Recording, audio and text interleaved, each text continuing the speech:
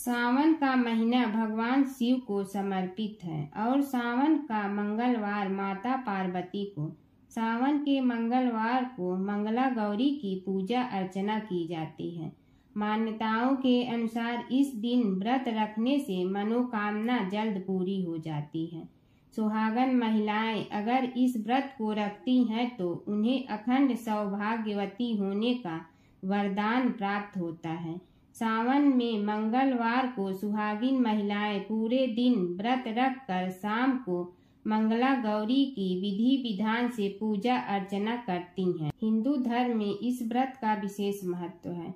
मान्यताओं के अनुसार इस व्रत को रखने और कथा सुनने से मनोकामना जल्द पूर्ण हो जाती है। माँ मंगला गौरी व्रत की कथा। पौराणिक कथा के अनुसार एक समय की बात है, एक शहर में धर्मपाल नामक एक व्यापारी रहता था। उसकी पत्नी काफी खूबसूरत थी और उसके पास काफी संपत्ति थी, लेकिन उनके कोई संतान नहीं होने के कारण वे काफी दुखी रहा करते थे। ईश्वर की कृपा से उनको एक पुत्र की प्राप्ति हुई, लेकिन वह अल्पायु था। उसे यह श्राप मिला था कि 16 वर्ष की उम्र में सांप के काटने से उसकी मौत हो जाएगी। संयोग से उसकी शादी 16 वर्ष से पहले ही एक युवती से हुई जिसकी माता मंगला गौरी व्रत किया करती थी। परिणाम स्वरूप उसने अपनी पुत्री के लिए एक ऐसे सुखी जीवन का आशीर्वाद प्राप्त किया था जिसके कारण वह कभी विधवा नहीं हो सकती थी। अतः अपनी माता के इसी व्रत के प्रताप से धर्मपाल की बहू को अखंड सौभाग्य की प्राप्ति हुई। इस वजह से धर्मपाल के पुत्र ने 100 साल की लंबी आयु प्राप्त की। तभी से ही मंगला गौरी व्रत की शुरुआत मानी गई है। इस कारण से सभी नवविवाहित महिलाएं इस पूजा को करती हैं तथा गौरी व्रत का पालन करती हैं और अपने लिए एक लंबी सुखी तथा अस्थायी वैवाहिक जीवन की कामना करती हैं। जो महिला उपवास का पालन नहीं कर सकती वे भी कम से कम पूजा तो कर सकती हैं। इस कथा को सुनने के बाद विवाहित महिला अपनी सास तथा ननद को 16 लड्डू देती हैं। इसके बाद वे यही प्रसाद ब्राह्मण को भी देती हैं। इस विधि को पूरा करने के बाद बाती 16 वाली दिए देवी की आरती करती हैं। व्रत के दूसरे दिन बुधवार को देवी मंगला गौरी की प्रतिमा को नदी या पोखरे में विसर्जित कर देती हैं। अंत में मां गौरी के सामने हाथ जोड़कर अपने समस्त अपराधों के लिए एवं पूजा में हुई भूल चूक के लिए क्षमा मांगना चाहिए। इस व्रत और पूजा को परिवार की खुशी के लिए लगातार 5 वर्षों तक किया जाता है। अतः शास्त्रों के अनुसार यह मंगला गौरी व्रत नियमों के अनुसार करने से प्रत्येक मनुष्य के वैवाहिक सुख में बढ़ोतरी होकर पुत्र पौत्रादि भी अपना जीवन सुख पूर्वक गुजारते हैं। ऐसी इस व्रत की महिमा है। ईश्वर बोले, हे सनत कुमार, अब मैं अत्युत्तम भौम व्रत का वर्णन करूंगा, जिसके अनुष्ठान करने मात्र से वैधव्य नहीं होता है। विवाह होने के पश्चात 5 वर्षों तक यह व्रत करना चाहिए। इसका नाम मंगला गौरी व्रत है। यह पापों का नाश करने वाला है। विवाह के पश्चात प्रथम श्रावण शुक्ल पक्ष में पहले मंगलवार को यह व्रत आरंभ करना चाहिए। केले के खम्भों से सुशोभित एक पुष्प मंडल बनाना चाहिए और उसे अनेक प्रकार के फलों तथा रेशमी वस्त्रों से सजाना चाहिए। उस मंडप में अपने सामर्थ्य के अनुसार देवी की सुवर्णमयी अथवा अन्य धातु की बनी प्रतिमा स्थापित करनी चाहिए। उस प्रतिमा को 16 उपचारों से, 16 दूर्वा दलों से, 16 चावलों से तथा 16 चने की दालों से मंगला गौरी नामक देवी की पूजा करनी चाहिए और 16 बातियों से 16 दीपक जलाने चाहिए। दही तथा भात का नैवेद्य भक्ति पूर्वक अर्पित करना चाहिए। देवी के पास ही पत्थर का सील तथा लोढ़ा स्थापित करना चाहिए। 5 वर्ष तक इस प्रकार से करने के पश्चात उद्यापन करना चाहिए। माता को वायन प्रदान करना चाहिए, जिसकी विधि आप सुनिए। अपने सामर्थ्य अनुसार एक पल प्रमाण सुवर्ण की अथवा उसके आधे प्रमाण की अथवा उसके भी आधे प्रमाण की मंगला गौरी की प्रतिमा निर्मित करानी चाहिए। अपनी शक्ति के अनुसार स्वर्ण आदि के बने तंडुल पूरित पात्र पर वस्त्र तथा रमणी कंच की ओढ़नी रखकर उन दोनों के ऊपर देवी की प्रतिमा स्थापित करनी चाहिए। पास में चांदी से निर्मित सील तथा लोढ़ा रखकर माता को वायन प्रदान करना चाहिए। इसके बाद 16 सुहागिनियों को प्रयत्न पूर्वक भोजन कराना चाहिए।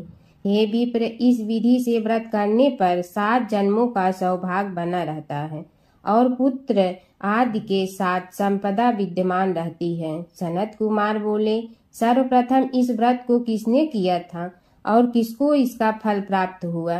हे शंभु, जिस तरह से मुझे इसके प्रति निष्ठा हो जाए कृपा करके वैसे ही बताइए। ईश्वर बोले, हे सनत कुमार, पूर्व काल में कुरु देश में श्रुति कीर्ति नामक एक विद्वान कीर्तिशाली शत्रुओं का नाश करने वाला 64 कलाओं का ज्ञाता तथा धनुर्विद्या में कुशल राजा हुआ था। पुत्र के अतिरिक्त अन्य सभी शुभ चीजें उस राजा के पास थी। अतः वह राजा संतान के विषय में अत्यंत चिंतित हुआ और जब ध्यान पूर्वक देवी की आराधना करने लगा तब उसकी कठोर तपस्या से देवी प्रसन्न हो गई और उससे यह वचन बोली, हे सुव्रत, वर मांगो। श्रुत कीर्ति बोला, हे देवी, यदि आप मुझ पर प्रसन्न है तो मुझे सुंदर पुत्र दीजिए। हे देवी, आपकी कृपा से अन्य किसी भी वस्तु का अभाव नहीं है। उसका यह वचन सुनकर पवित्र मुस्कान वाली देवी ने कहा, हे राजन, तुमने अत्यंत दुर्लभ वर मांगा है, फिर भी कृपा बस मैं तुम्हें अवश्य दूंगी। किंतु हे राजेंद्र सुनिए, यदि परम गुणी पुत्र चाहते हो तो वह केवल 16 वर्ष तक जीवित रहेगा और यदि रूप तथा विद्या से विहीन पुत्र चाहते हो तो दीर्घजीवी होगा। देवी का यह वचन सुनकर राजा चिंतित हो उठा और पुनः अपनी पत्नी से परामर्श करके उसने गुणवान तथा सभी शुभ लक्षणों से संपन्न 16 वर्ष की आयु वाला पुत्र मांगा। तब देवी ने भक्ति संपन्न राजा से कहा, हे नृपनंदन, मेरे मंदिर के द्वार पर आम का वृक्ष है, उसका एक फल लाकर मेरी आज्ञा से अपनी भार्या को उसे भक्षण करने हेतु प्रदान करो, जिससे वह शीघ्र ही गर्भ धारण करेगी, इसमें संदेह नहीं है। प्रसन्न होकर राजा ने वैसा ही किया और उसकी पत्नी ने गर्भ धारण किया और 10वें महीने में उसने देवतुल्य सुंदर पुत्र को जन्म दिया। तब हर्ष तथा शोक से युक्त राजा ने बालक का जात कर्म आदि संस्कार किया और शिव का स्मरण करते हुए उसका नाम चिरायु रखा। इसके बाद पुत्र के 16 वर्ष के होने पर पत्नी सहित राजा चिंतित में पड़ गए और वे विचार करने लगे कि यह पुत्र बड़े कष्ट से प्राप्त हुआ है और मैं इसकी दुखद मृत्यु अपने ही सामने कैसे देख सकूंगा। ऐसा विचार करके राजा ने पुत्र को उसके मामा के साथ काशी भेज दिया। प्रस्थान के समय राजा की पत्नी ने अपने भाई से कहा कि कार्पटिक का वेश धारण करके आप मेरे पुत्र को काशी ले जाइए। मैंने भगवान मृत्युंजय से पूर्व में पुत्र के लिए प्रार्थना की थी और कहा था कि हे विश्वेश, आप जगत पत्नी की यात्रा के लिए मैं उस पुत्र को अवश्य भेजूंगी। अतः आप मेरे पुत्र को आज ही ले जाइए और सावधानी पूर्वक इसकी रक्षा कीजिए। अपनी बहन की यह बात सुनकर भांजे के साथ वह चल पड़ा। कई दिनों तक चलते चलते वह आनंद नामक नगर में पहुंचा। वहां सभी प्रकार की समृद्धियों से संपन्न वीरसेन नाम वाला राजा रहता था। उस राजा की एक सर्वलक्षण संपन्न युवावस्था प्राप्त मनोहर तथा रूप लावण्यमयी मंगला गौरी नामक कन्या थी। सभी उपमानों को तुच्छ करके सौंदर्य अभिवृत्ति को प्राप्त वह कन्या किसी समय सखियों के साथ नगर के उपवन में क्रीड़ा करने के लिए गई हुई थी। उसी समय एक चिरायु तथा उसका मामा वे दोनों भी वहां पहुंच गए और उन कन्याओं को देखने की लालसा से वहीं विश्राम करने लगे। इसी बीच विनोद पूर्वक क्रीड़ा करती हुई उन कन्याओं में से किसी एक ने कुपित होकर राजकुमारी को यह कुवचन कह दिया। तब उस अशुभ वचन को सुनकर राजकुमारी ने कहा, तुम अनुचित बात क्यों बोल रही हो? मेरे कुल में तो इस प्रकार की कोई नहीं है। मंगला गौरी की कृपा से तथा उनके व्रत के प्रभाव से विवाह के समय जिसके सर पर मेरे हाथ से अक्षत पड़ेंगे, हे सखी, यह यदि अल्प आयु वाला होगा तो भी चिरंजीवी हो जाएगा। इसके बाद वह सभी कन्याएं अपने अपने घर चली गईं। उसी दिन राजकुमारी का विवाह था।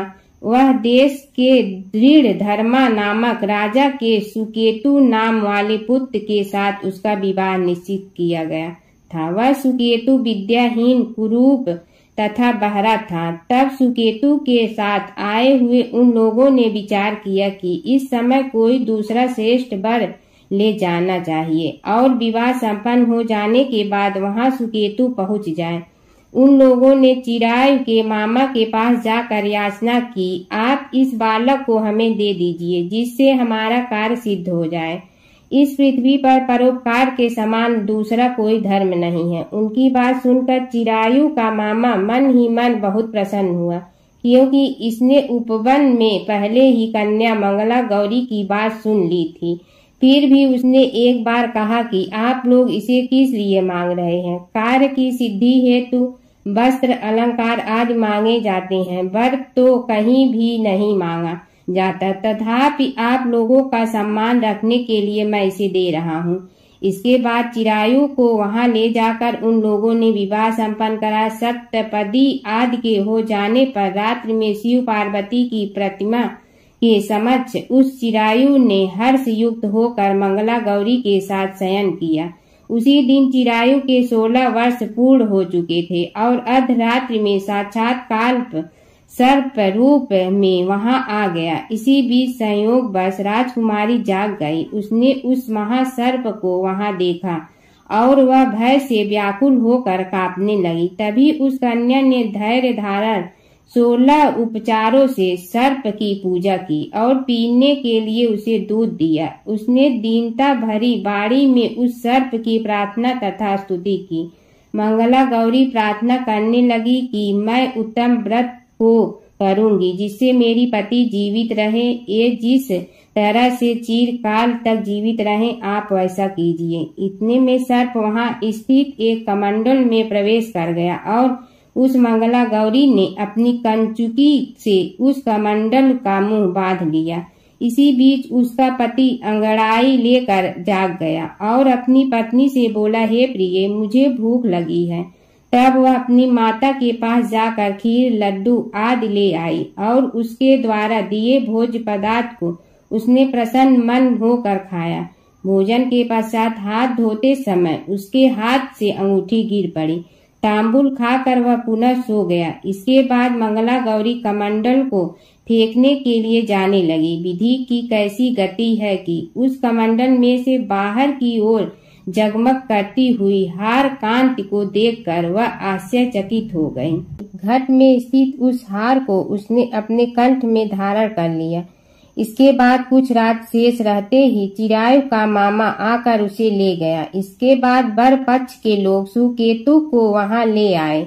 उसे देख मंगला गौरी ने कहा कि यह मेरा पति नहीं है। तब उन सभी ने उससे कहा, हे शुभे, तुम यह क्या बोल रही हो? यहाँ तुम्हारा कोई परिचायक हो तो उसे हम लोगों को बताओ। मंगला गौरी बोली, जिसने रात्रि में 9 रत्नों से बानी अंगूठी दी है, उसकी अंगुली में इसे डालकर परिचायक निशानी देख लें। मेरे पति ने रात्रि में मुझे जो हार दिया था उसके रत्नों का समुदाय कैसा है, इस बात को यह बताएं। यह तो कोई अन्य ही है। इसके अतिरिक्त रात्रि में आम सींचते समय उनका पैर कुसुम से लिप्त हो गया। वह मेरी जांघ पर अब भी विद्यमान है। उसे आप लोग शीघ्र देख लें। साथ ही रात में परस्पर भाषण तथा भोजन आदि जो कुछ किया गया था उसे भी यह बता दे, तब यह निश्चय ही मेरा पति है। इस प्रकार उसका वचन सुनकर सभी ठीक है कहने लगे। किंतु जब एक भी बात न मिली तब सभी ने सुकेतु को उसका पति होने से निश्चित कर दिया और वर पक्ष वाले जिस तरह से आए थे उसी तरह से चले गए। उसके बाद अपने वंश को बढ़ाने वाले महान यश से संपन्न तथा परम मनस्वी मंगला गौरी के पिता ने अन्न पान आदि का सत्य बनाया। उन्होंने वर पक्ष का वृतांत कानों कान सुन लिया कि स्वरूप से कुरूप होने के कारण लोगों के द्वारा किसी अन्य को वर के रूप में आदर पूर्वक लाया गया था। तब उन्होंने अपनी कन्या को पर्दे के भीतर बिठा दिया। उसके बाद 1 वर्ष बीतने पर यात्रा करके चिरायु अपने मामा के साथ यह देखने आया कि विवाह के बाद वहाँ क्या हुआ। तब उसे गवात के भीतर से देखकर वह मंगला गौरी अत्यंत प्रसन्न हुई और माता पिता से बोली कि मेरा पति आ गए हैं। राजा ने अपने श्रू सज्जनों को बुलाकर पूर्व में कहे गए सभी परिचायकों को निशानी को देखकर मंद मुस्कान वाली अपनी कन्या चिरायु को सौंप दी। राजा ने शिष्ट जनों को साथ लेकर विवाह का उत्सव कराया। इसके बाद राजा वीरसेन ने वस्त्र आभूषण आदि सेना घोड़े रथ और अन्य भी बहुत सी सामग्रियां देकर उन्हें विदा किया। उसके बाद कुल को आनंदित करने वाला वह चिरायु पत्नी तथा मामा को साथ लेकर सेना के साथ अपने नगर पहुंचा। लोगों के मुख से उसे आया हुआ सुनकर उसके माता पिता को विश्वास नहीं हुआ। उन्होंने सोचा कि प्रारब्ध अन्यथा कैसे हो सकता है।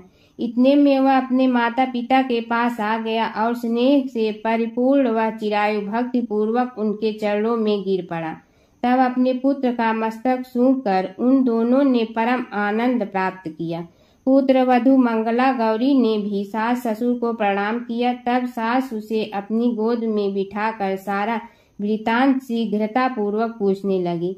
हे महामुनि, जब पुत्र वधू ने भी मंगला गौरी के उत्तम व्रत महात्म तथा जो कुछ घटित हुआ था वह सब वृतांत बताया। हे सनत कुमार, मैंने आपसे इस मंगला गौरी व्रत का वर्णन किया हूँ। जो कोई भी इसका श्रवण करता है अथवा जो इसे कहता है उसके सभी मनोरथ पूर्ण हो जाते हैं, इसमें संदेह नहीं है। सूत जी बोले, हे ऋषियों, इस प्रकार शिव जी ने सनत कुमार को यह मंगला गौरी व्रत बताया और उन्होंने सभी कार्यों को पूर्ण करने वाले इस व्रत को सुनकर महान आनंद प्राप्त किया।